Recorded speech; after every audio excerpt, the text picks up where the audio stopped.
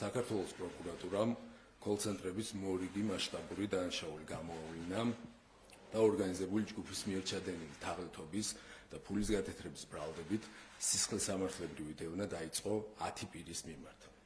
ბრალდება დაუსწრებლად წარედგინებად მიმავალში მყოფ საქართველოს ყოფილ გენერალურ პროკურორს ოთარ ფარცხალაძეს და მისი დანაშაულებრივი ჯგუფის წევრებს დავით მიქაძეს, ირაკლი სეხნიაშვილს და მიხეილ ჩოხელს. ხოლო ბრალდების დადგენილება პირადად გაეცნობა სხვა სისხლისამართლის საქმეზე სასჯელი ახსოვების დაწესებულებაში მოთავსებულ გიორგი მიქაძეს. ამავე სისხლისამართლის საქმეზე დაკავებულია ორგანიზებული დანაშაულებრივი ჯგუფის წევრი ელისო კილაძე.